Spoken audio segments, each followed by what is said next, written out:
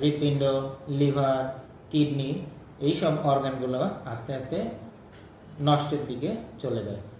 আসসালামু আলাইকুম ভিউয়ার্স, আমি ডাক্তার জাহিদ। কথা বলবো থ্যালাসেমিয়া কিভাবে একটি জীবনকে শেষ করে দেয় তিলে তিলে। হ্যাঁ, কথা বলবো থ্যালাসেমিয়ার জটিলতা নিয়ে।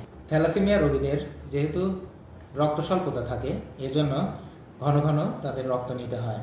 আর ঘন ঘন রক্ত দেওয়ার ফলে তাদের শরীরে আয়রনের পরিমাণ বেড়ে যায়। একে আমরা আয়রন ওভারলোড বলি।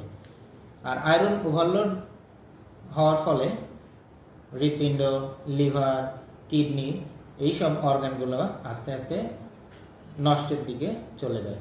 থ্যালাসেমিয়া রোগীরা প্রায়ই হাড়ের দুর্বলতা ও বিকৃতি এই সমস্যায় ভোগে। তাদের হাড় সাধারণত ভঙ্গুর হয়, এজন্য তাদের বৃদ্ধি তুলনামূলকভাবে কম হয়। অতিরিক্ত রক্ত দেওয়ার ফলে তাদের বিভিন্ন ধরনের সংক্রমণ হতে পারে, যেমন হেপাটাইটিস বি, HIV। এছাড়া থ্যালাসেমিয়া রোগীদের ইমিউন সিস্টেম দুর্বল হয়ে থাকে, এজন্য ছোট বিভিন্ন ধরনের সংক্রমণও তাদের বড় আকারে দেখা যায়। থ্যালাসেমিয়ার জটিলতা শুধু শারীরিক নয়, এটি মানসিকভাবেও বিভিন্ন ভোগান্তিতে ভোগাতে পারে। যেমন বারবার রক্ত দিতে হয়, ওষুধ খেতে হয়।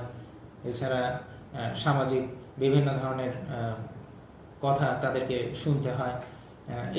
এইসব কারণে রোগীদের একাকিত্ব অনুভব অনেক সময় হয়ে থাকে। থ্যালাসেমিয়া চিকিৎসা একবারে নির্দিষ্টভাবে সম্পূর্ণরূপে সারানো যায় না, তবে সঠিক চিকিৎসা এবং নিয়মিত যত্নে রোগীকে একটি স্বাভাবিক ও সুন্দর জীবন দেওয়া সম্ভব। চিকিৎসার মূল উদ্দেশ্য হল রক্তের স্বাভাবিক মাত্রা বজায় রাখা এবং জটিলতা প্রতিরোধ করা। ধন্যবাদ, ভালো থাকবেন।